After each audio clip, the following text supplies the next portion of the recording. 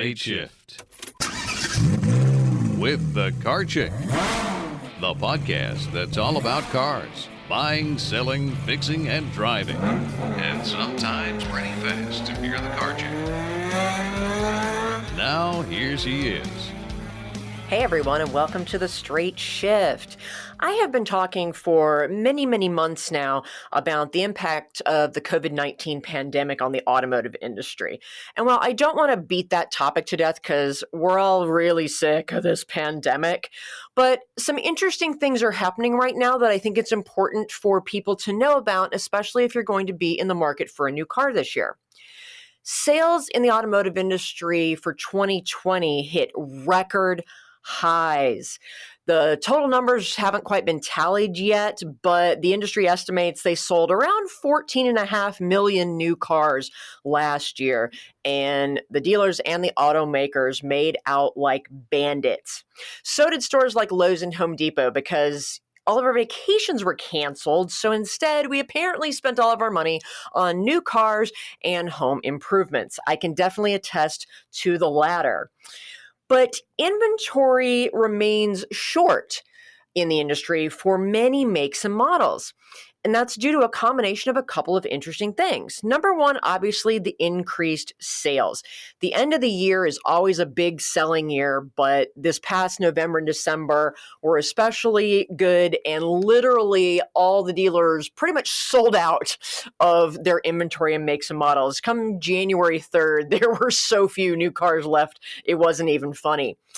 But they are picking that production back up, but now they have run into an interesting other problem that's related to the global supply chain shortages, and an interesting component that you may not immediately think of. Now, we know that last year, nearly every automaker had to shut down their production plants at some point. Usually it happened in the spring due to the lockdowns as we started trying to control, not really successfully, the spread of this virus. But now that we're into 2021, a lot of the makers are having to shut down their plants again. Ford is having to idle its Louisville, Kentucky plant, along with the nearly 4,000 employees that work there. Fiat Chrysler is idling production at their Ontario plant in Canada and their Jeep plant in Mexico. Subaru is having to reduce the number of vehicles produced at their plants, both here in the US and over in Japan. Nissan's cut their Japanese production. Even GM, Honda, Toyota, Volkswagen, Audi, Renault, some of the other European makers that we don't even have here in the US are facing temporary shutdowns or reductions to their production schedules over the next few weeks. Why? Well, you might think because the virus, at least in the US, is still raging out of control, and we have these apparent new strains cropping up around the world that everybody's worried about. But that's not why the plants are shutting down or slowing down. It's because the automakers can't get enough computer chips to build the cars. There is a global shortage of computer chips.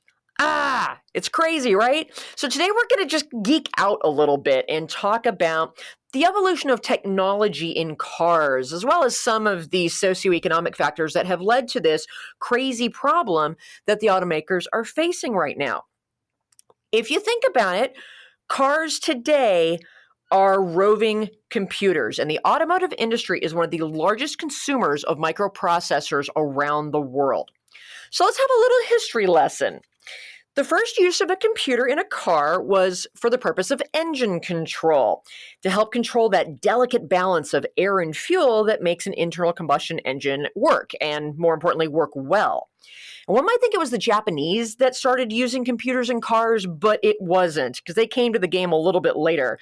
It was our buddies over in Germany. German over-engineering has a very long history in the automotive industry, but they're responsible for so much of our technological innovations in cars. Volkswagen introduced the very first computer in a car back in 1968. It was a computer-controlled electronic fuel injection system, which was manufactured by the company Bosch, which of course is still a huge player in the industry today. It was offered as standard equipment on their Type 3 models. So if you don't know what a Type 3 looks like, it came out in 61, I believe. And it was a little bigger than the Beetle, which was called the Type 1. We know it as the Beetle. It was officially called the Type 1. But the Type 3, even though they were a little bit bigger, they still had that air-cooled rear-mounted engine and a body-on-chassis construction. So, and they came in some different formats. There was like a fastback and what they called a notchback, which is just a weird term. Google it so you can see what these cars look like. They're pretty cute, but these were kind of the bread and butter of Volkswagen's production back in the 60s and 70s. Prior to the fuel injection technology, which we take for granted now, right? Cars used carburetors to mix the air and the fuel properly for the internal combustion engine to work. So we probably need to have a little bit of a technical lesson here on carburetors and fuel injection and how each works and how they're different and why the industry moved to fuel injection, which was the start of the need for computer technology in cars. Carburetors are old school, and there's a lot of great things about that because they're really simple, and people that, kind of old school guys like my partner Vince on Taz from Rust Rescue, obviously hot rod builders, classic car folks, carburetors are their bread and butter. And a lot of these guys don't want to touch a fuel injection engine with a 10-foot pole because it is a lot more complicated. So carburetors are old school. They are associated nowadays with classic cars, older motorcycles, airplanes, but they're still actually commonly used on small engines. So things like your lawnmower and your weed whacker and other small equipment, they will still use more simple carbureted engines. So what's the difference here? We think of engines as mechanical things, but they're also chemical things. I know we're going back to high school chemistry. I'm sorry, but I promise I will keep this very, very simple. There will not be a lot of math here. Combustion is a chemical reaction. It's what happens when you burn fuel in an oxygen environment, i.e. air that has oxygen in it, and it releases heat energy, as well as producing lovely things like carbon dioxide and water as waste products. And this is true for anything from your car engines to something as simple as lighting a candle, creating a campfire. That's combustion. That is some sort of fuel mixing with air to release heat. With a car engine, an engine works and works efficiently. You've got to kind of finesse it. I mean, obviously, candles and campfires are a heck of a lot easier to achieve combustion, and you don't have to worry about a lot of stuff. But with an internal combustion engine, there's a little more finesse to it because you need to have the right mixture, the right balance between that air and the fuel so that the engine works. And it works efficiently without producing too much of those dangerous waste products that create our air pollution and deadly carbon monoxide, things we do not want. So with the car engine, you have to have that fuel to air ratio be precise enough that you have enough atoms of oxygen to burn all of the atoms of fuel. It gets down to literally that level. In the case of a car engine, that optimal ratio is somewhere around 14.7 parts of air to 1 part of fuel. It's kind of like a recipe, right? And every engine's a little bit different, and it depends on the composition of the fuel. But you can use 14.7 as kind of a benchmark for that optimal air to fuel ratio. If you have too much air, but not enough fuel, that's the scenario we call burning lean. If you say an engine is running lean, that's what it means. It's got too much air and not enough fuel.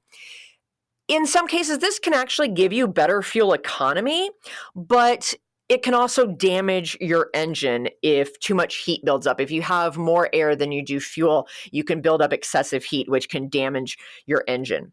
Now, on the flip side, having too much fuel and not enough air, that's what we call running rich. And that can give you a little bit more performance.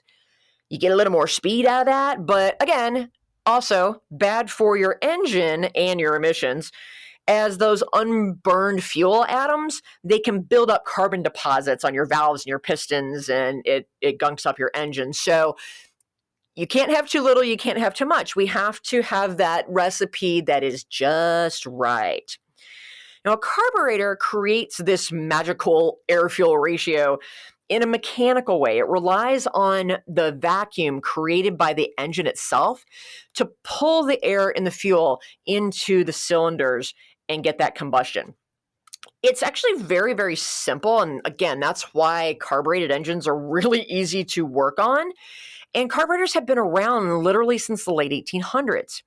They were developed by famous automotive pioneer and the later founder of Mercedes, Carl Benz. Again, these nerdy Germans, they're at it again. They're making all these cool things. But the simplicity of relying on that vacuum to create that mixture, it's simple, but it's also, you can imagine, a lot less precise. And the precision that's needed if you want to maximize both your performance and your fuel economy while also minimizing emissions, that takes something a little bit more sophisticated. So hence, here we go with why they invented fuel injection technology. Now, I understand it's probably not always easy to visualize exactly how this works. And I am keeping the explanations at a pretty high level because these things are a lot easier to understand if you really want to see how they work. My recommendation is to go to YouTube and search for how do carburetors work? How does a carbureted engine work? There's some great videos out there with lovely little graphics that really show it. Maybe it's just because I'm a visual learner, but I need to see how these things work. So that's why I'm leaving it at a very high level since we only have audio for this podcast. So go out there, get on YouTube, see how these things actually work if you are interested. But fuel injection is a little bit different, and I'm going to talk about it in terms of regular gasoline engines, not diesel engines. They work a little bit differently, and that's a whole nother podcast. But you can think of fuel injectors as being like the spray nozzle on your garden hose. So you go out in your garden, assuming you have one, and you turn on the water at the house, right? And so the water then flows from the water pipes into the hose under pressure and then kind of waits for you to squeeze the trigger on the spray nozzle for then the water to come out. And it comes out under a certain amount of pressure. Well, in your car, similarly, the gas is pumped, again, under pressure from your gas tank to the injectors by your fuel pump. That's what the fuel pump does. And the injectors then open and spray the fuel as a fine mist. They do that because it makes it easier to burn and disperses it better. Now, in most garden hoses, you have the ability to select, to kind of control that spray. You can have a jet, you can have a shower, you can have a mist. If you spent the $15 instead of the $8 on your hose nozzle like I did, you can get some of these different things. And you can also change how much water you get, how much water comes out. Fuel injectors don't give you all of those combinations. It pretty much just sprays a fine mist. But this is where our water hose analogy kind of comes to an end. But since the injectors can't make those decisions and really control how much fuel gets sprayed into the air, so this is how the fuel and the air mixed together. The air is being pushed in. When you put your foot on the gas on the throttle, air also goes through these tubes. And then when the fuel injectors spray the fuel, they're spraying the fuel into the air. That's where it gets mixed before going into your cylinders where combustion happens. But to have that level of control, you need a computer. This is the electronic part of electronic fuel injection. So again, I know I have overly simplified this, and if you're having trouble visualizing it, go to YouTube. They've got some great animated videos out there.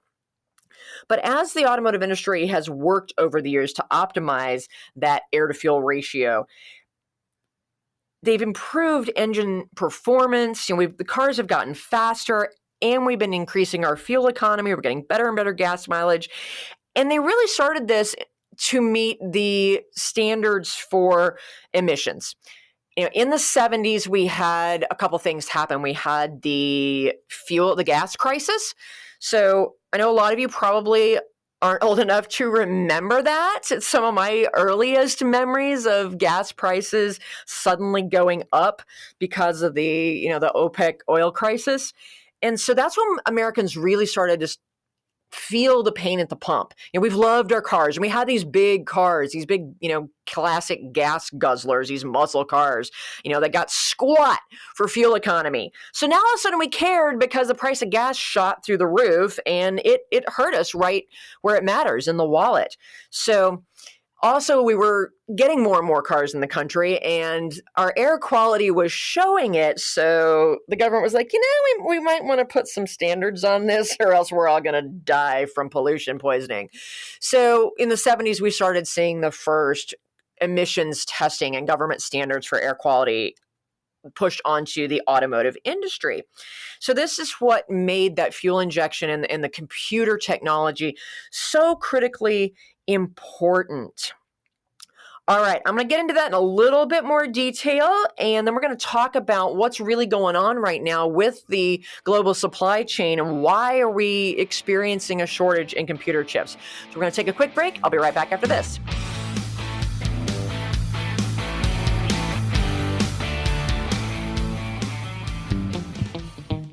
Do you hate car shopping? Do you worry about being taken advantage of or about finding the right car at a great price? Buying a car can be a frustrating and time-consuming experience. But what if you could get a great deal without having to do a ton of research, without having to haggle, and without the fear of buying a lemon? You can. As your personal car shopper, the Car Chick will help you pick the perfect car based on your unique lifestyle, budget, and personality. She'll handle all of the legwork and negotiating for you. All you have to do is sign the papers and take the keys. It's that easy.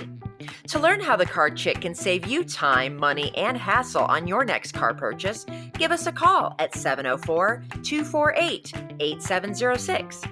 That's 704-248-8706. Or visit us on the web at thecarchick.com. Where the rubber meets the road. Nice to meet you. Love your asphalt. Hey, nice treads. It's Straight Shift with the Car Chick. Welcome back to the Straight Shift. We're talking about why car production is slowing down right now in January of 2021 because we have a global supply shortage of computer chips. And cars started using computers when fuel injection technology became a thing thanks to Volkswagen. But since then, automakers have added more and more and more computers to cars. I mean, they've added computers to everything in our lives. Our washer and dryer has computers in it. Our stoves have computers in it. I mean, it's kind of scary, actually. This is that whole, George Orwell 1984 thing coming to life. But in cars, we have what they call control modules for everything. So your anti-lock brake system, your steering systems, your suspension, the lighting in the car, all those fancy screens that make up your navigation and the touch screens and what they call the infotainment system, everything. And don't even get me started on those driver safety aid babysitting technologies and self-driving cars. That's just computers, more and more computers. So today's cars are actually a mobile network of computers all working together to get you from point A to point B in the most efficient, comfortable, and hopefully entertaining way possible. Now, controlling the engine is still by far the most important and the most processor-intensive job in your whole car. It's what's called the ECU, and it gathers data from dozens of different sensors all over your car. There's sensors all over the engine, in the exhaust, in your wheels. There's sensors everywhere. And so the ECU is able to know everything that's going on in your car. It knows the temperature of your coolant. It knows how much oxygen is being released in the exhaust system versus how much went into the system in the first place. It's using all of that detailed data to perform literally millions of calculations every single second while you're driving. It's kind of mind-boggling. Your car makes way more decisions about your driving than you do. That's a little bit frightening. And none of this is possible, obviously, without those computer chips.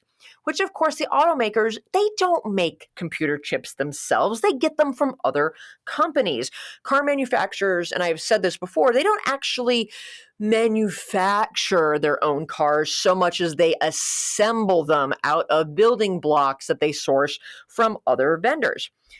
Electronics specifically make up about 40% of the value of modern vehicles, which tells you why cars have gotten so danged expensive in the last several years. But that also is why we have a problem with car production globally currently. This isn't the first time that we've experienced this. The automotive industry was hit.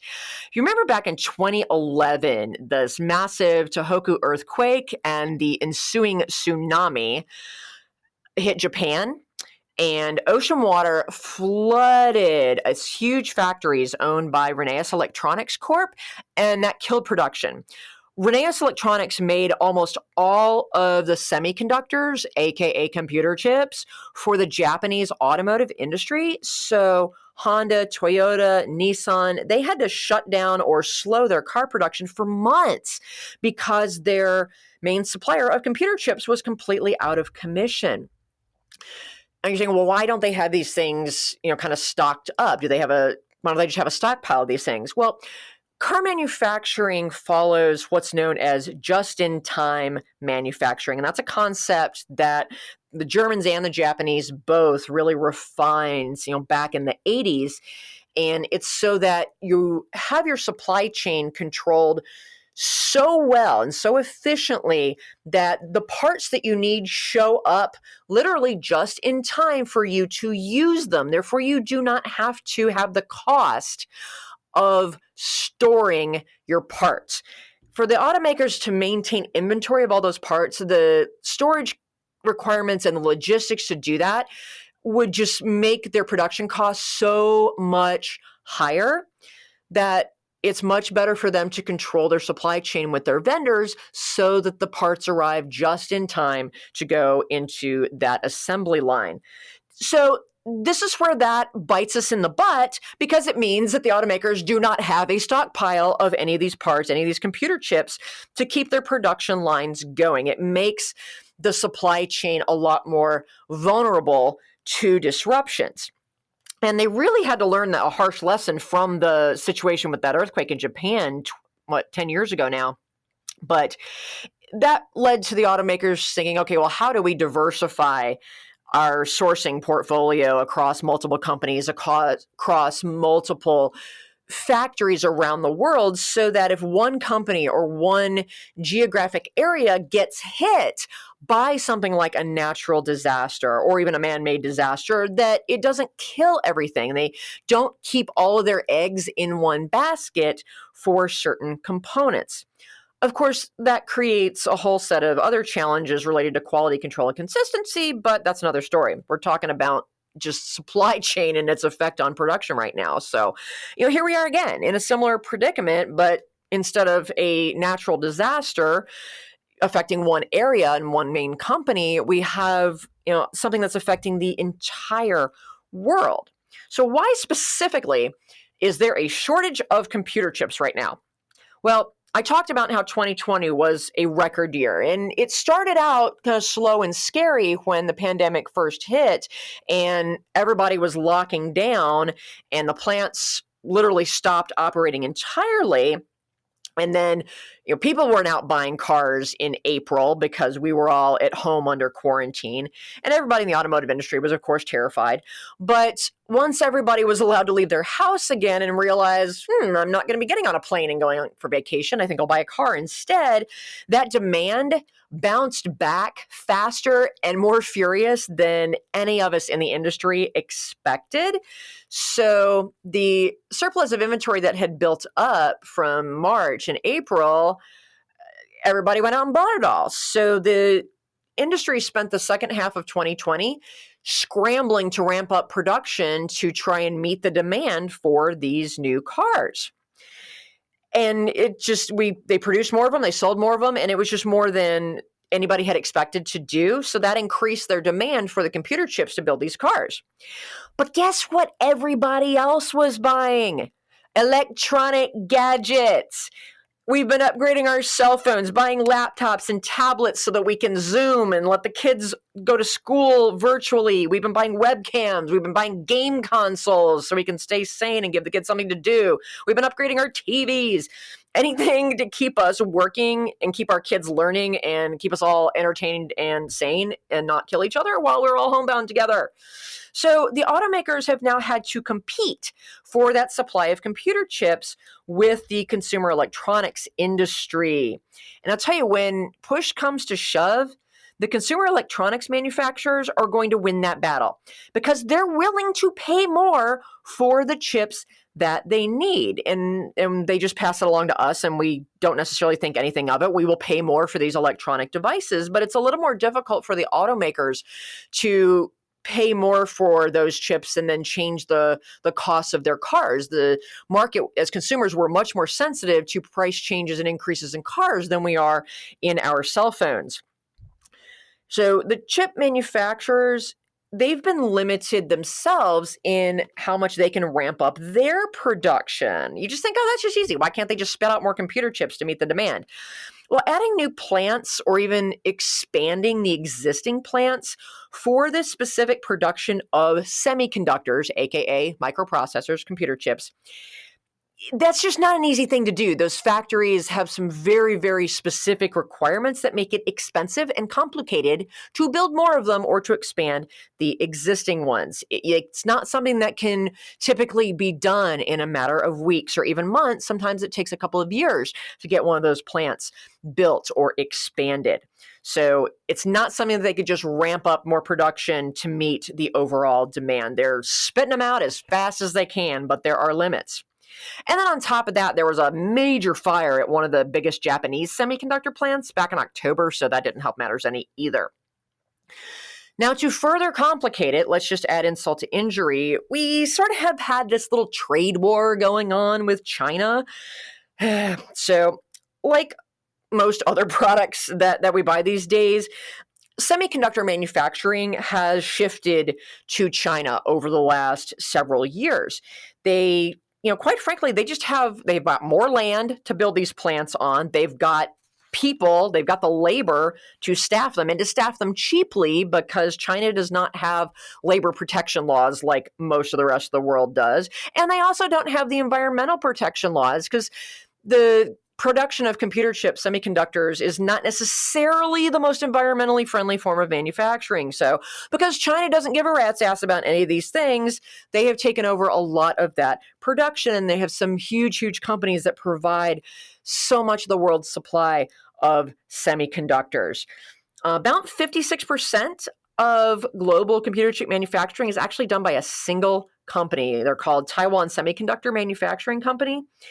And while the automakers themselves don't tend to buy the chips directly from this company, they buy them from other companies that design and build the overall components that use these computer chips. So, the automaker like Ford doesn't necessarily buy computer chips directly, but they do buy these modules that are built by companies that specialize in automotive electronic components, but they're buying the chips from this company and other companies. So through the pass-through effect, that's why we're feeling the kind of that part of the supply chain has just been strangled off because we've had to shift and we literally can't get the computer chips from this company because of the trade war that's going on. So, there's a shortage in the world anyway, and now all of a sudden we're cut off from one of our biggest suppliers of said chips. So yeah, we're exacerbating the problem. Now, kudos to Bosch, the German company that made the first computer chip and continues to make computer chips. They are busting butt to increase production and negotiate new agreements with all these companies to help the automakers meet their needs. But this is not a situation that's going to be resolved quickly, and it's probably going to cause some production shortages of certain make and model vehicles, at least through this summer. It may even push into fall. A lot of stuff really is just going to depend on how a lot of stuff shakes out, over the next couple of months, both with the pandemic and with changes in our administration. And hopefully we can come to some better trade agreements with China as well that benefit both sides. So what does this mean for car buyers this year?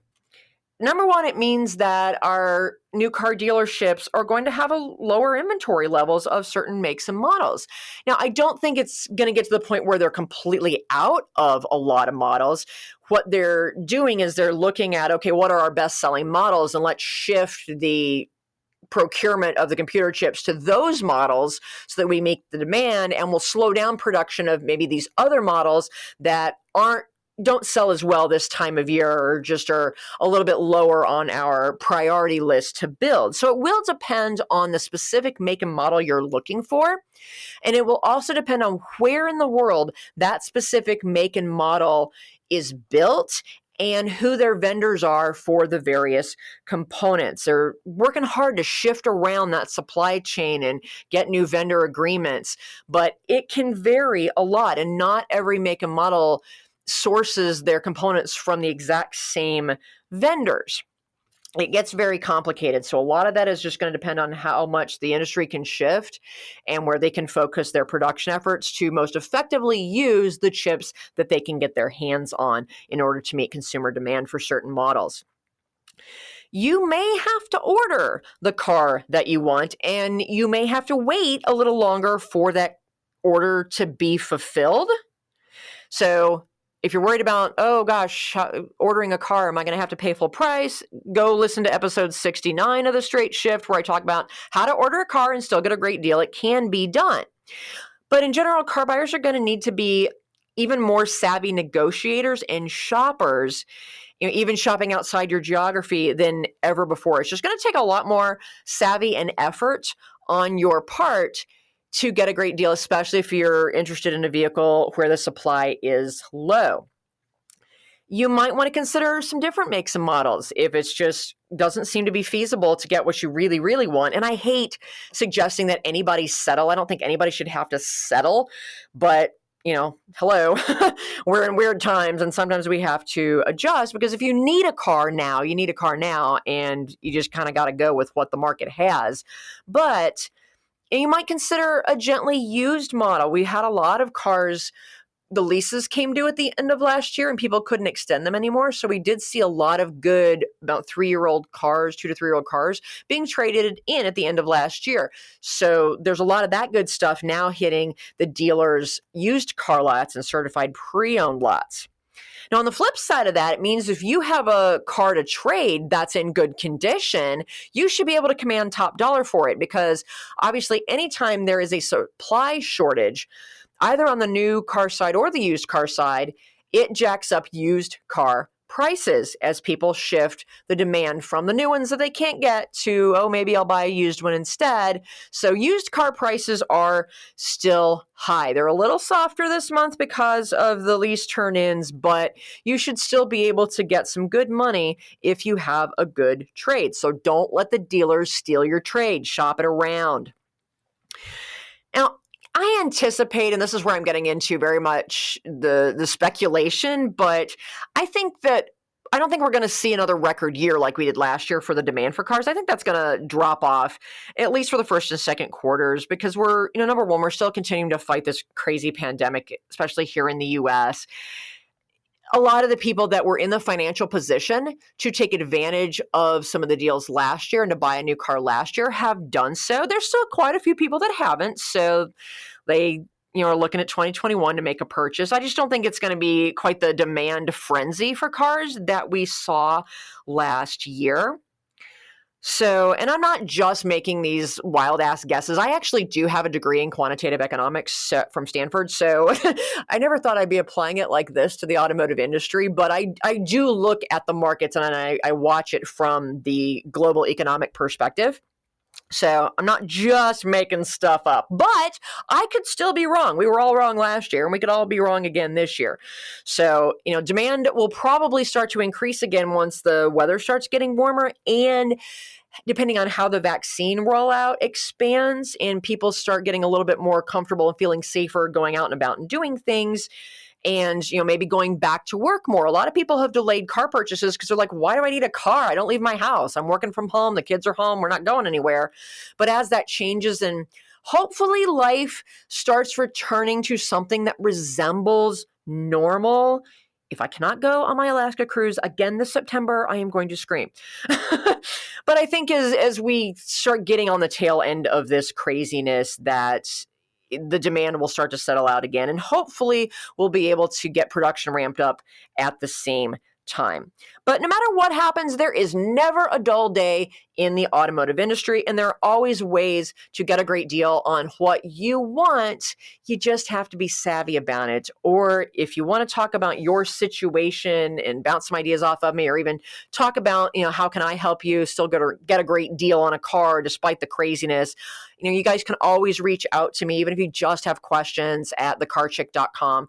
Reach out. I'm here for you guys, and I'm obviously passionate about educating you and giving you this information that you need to make smart decisions when it comes to buying, selling, and servicing your cars. So thank you so much for listening to The Straight Shift. Have a great weekend. I'm out of here. The Straight Shift podcast is copyright Leanne Shattuck, The Car Chick, 2017. All views expressed by guest and or co-hosts are those of the guest and or co-hosts, and not necessarily those of Leanne Shattuck or The Car Chick.